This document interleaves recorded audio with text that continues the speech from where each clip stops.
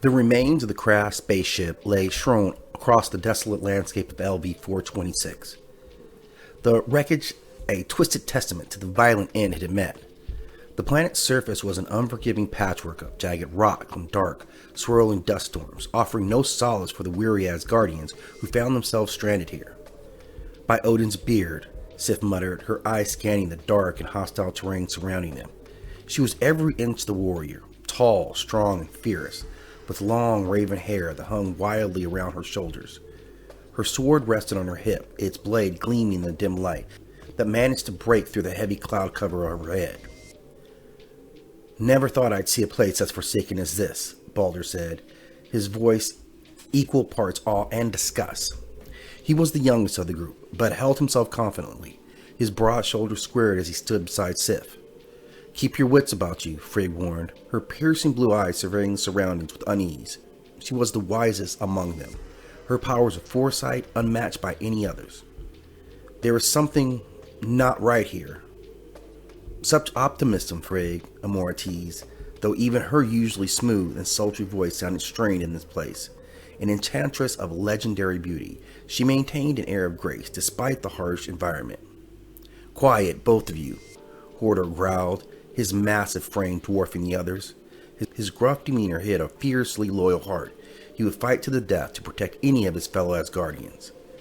As they moved cautiously through the wreckage, Sif couldn't help but feel as if they were being watched. A shiver ran down her spine as she gripped her sword tightly, ready for whatever dangers may lurk in the shadows. "Balder, scout up ahead," she ordered, her voice low and measured. "Amora, Frigg, stay close. Hodor, watch our backs." They all nodded in agreement, each aware that their very survival depended on their ability to function as a cohesive unit. "Let's hope we find something useful here," Balder said, his eyes scanning the twisted metal and debris. "Or someone," Amora added with a sly smile, though it faltered when she met Sif's disapproving glare. As they continued deeper into the wreckage, an eerie silence settled over them. The desolation of LV-426 weighed heavily on their spirits, but even more unsettling was the feeling that they were not truly alone. Sif's instincts screamed for her to be ready for anything.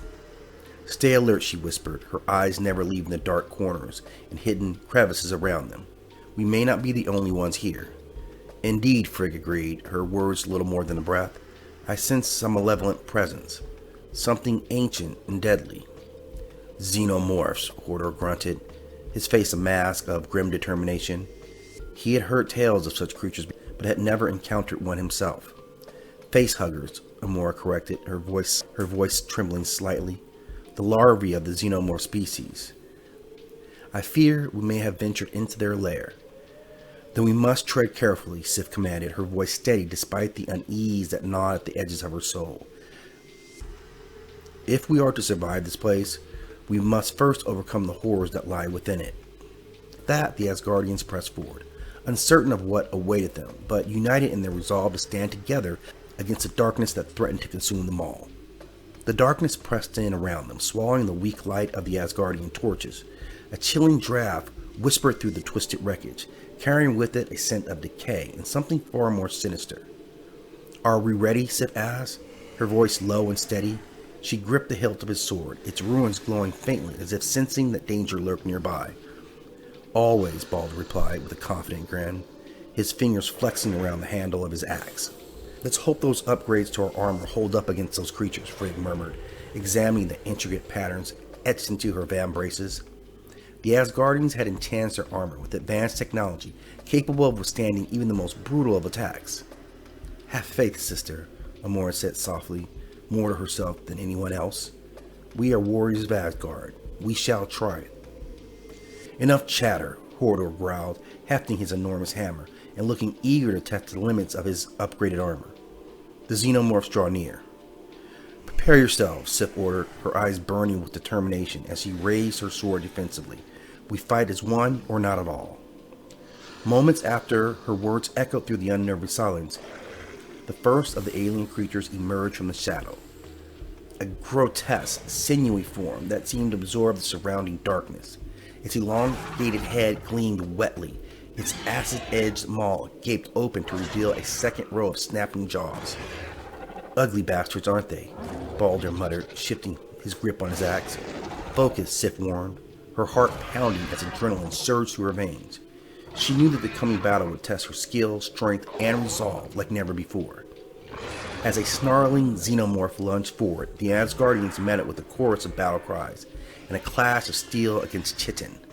They fought as one, their movements fluid and precise, their strike deadly and true. "Remember your training," Sif shouted above the chaos. "Keep them at bay. Do not let them close in on you." Balder's axe cleaved through the air, severing the limbs of one of the creatures, while Amora's enchanted whip lashed out to ensnare another. Frigg wielded her spear with deadly precision, piercing the hardened exoskeleton of her foes, and Hodor's hammer shattered bones and armor alike. For all their bravery and prowess, however, the Asgardians could feel the tide of the battle turning against them. The relentless onslaught of the Xenomorphs threatened to overwhelm them. Their numbers seemed endless. "By Odin's spear, there are too many of them," Balder yelled, his back pressed against Amora's as they fought side by side. "Stay strong, brother," Amora urged, her voice strained but resolute. "We shall not fall this day." "Forgive me if I don't share your optimism," Balder shot back, gritting his teeth as his axe found purchase in yet another alien skull. "Enough!" Sif roared, her frustration boiling over as she pushed herself to the limits. "We must stand as one, or we will be lost on this world." The Asgardians took up her rallying cry, their voices raising together in defiance of the darkness that sought to claim them. And though they knew their journey was far from over, they fought on with a fierce determination that would not be quenched. For they were warriors of Asgard, and they would never surrender. Sif's heart pounded in her chest, the metallic tang of blood filling her nostrils as she surveyed the battlefield. The cries of her fellow Asgardians and the hissing of the Xenomorphs echoed through the air, mingling with the stench of decay and death. She knew she couldn't keep this up much longer. Alien hordes seemed to grow larger with each passing moment. "Fall back," she barked, her voice hoarse from exertion. "We need to find shelter." Her comrades obeyed without question, their faith in her leadership unwavering even in the face of such unsurmountable odds. They fought their way through the throng of alien attackers, finally coming across a partially collapsed structure buried beneath mounds of rubble and debris. "Here," Sif panted, pointing to the narrow entrance that appeared to be an abandoned research lab. "Inside, quickly." The Asgardians wasted no time, scrambling through the opening one by one. Once inside, Frigg used her magic to seal the entrance, creating a temporary barrier that would buy them some respite from the relentless onslaught. "By Frigg's grace, we are safe now," Mora gasped, slumping against a nearby wall. Her eyes were wide with fear, but also determination, a testament to the strength of her spirit. "Safe?" Balder scoffed, inspecting his battered armor. "This place is a tomb. We are trapped." "Better trapped than dead, brother," Hodor rumbled, setting his hammer down with a heavy thud. "We'll find a way out. We always do." Sif nodded, but she couldn't shake the sinking feeling that had taken root in the pit of her stomach. This was unlike any enemy they had ever faced before. Cunning, relentless, and seemingly unstoppable. The thought of leading her friends to death weighed heavily on her mind, but she refused to let it show. "Rest for now," she ordered, voice firm but gentle. "We'll find a way out of this mess, I promise." As the Asgardians settled in to catch their breath, Sif couldn't help but survey their surroundings. The lab was filled with long-abandoned equipment and overgrown vegetation, a testament to the passage of time since its last occupants had fled, or been taken. "We were sent here to scout, not to die," Amora murmured from her place against the wall, her eyes locked on the Sif. "You've led us well so far, my friend. We trust you." "Thank you, Amora," Sif replied, her mouth a tight line. "But trust alone won't save us from these monsters." "Then we must rely on our wits as well as our weapons," Frigg interjected, her gaze scanning the room. "There must be something here that can aid us in our fight." "Agreed," Sif added, her determination renewed. "Search the lab. Anything that can give us an advantage, bring it to me." As the Asgardians began to search, Sif steeled herself for the battle yet to come. She knew in her heart victory was far from certain, but as long as they stood together, there was still hope. "By Odin's eye we will prevail," she whispered, her grip tightening on her sword. "We will not fail this day." The eerie silence that had settled over the abandoned research lab was shattered by a sudden guttural scream. Sif's head snapped back to see Hodor's lifeless body slumped against a wall, His once proud face twisted in agony. A black, sinewy creature stood over him, its elongated skull slick with Hodor's blood.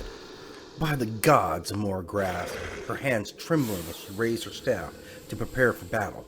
What manner of beast is this?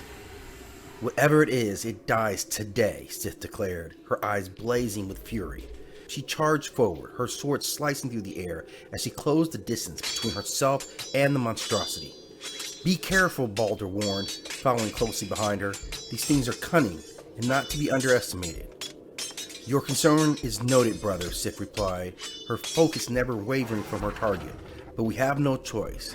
We stand and fight or die here, like those who came before us. As the Asgardians clashed with the alien menace, Frigg hung back, her brow furrowed in thought.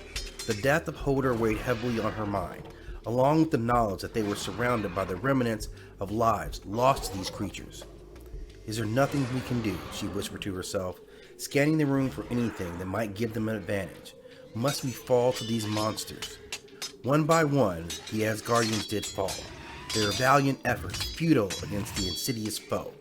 Balder, the first to follow Hodor, met his end with a snarl of defiance. Amora fought until her strength waned, and then succumbed to the relentless onslaught of the aliens. Frigg, her hopes dashed and her heart heavy with grief, was next to die. And then there was only Sif. Is this how it ends, she wondered, her breath coming in ragged gasps as she stared down the alien horde. With our blood staining this forsaken rock? Perhaps, she decided, her voice barely audible above the sounds of the monsters. But I will not go quietly.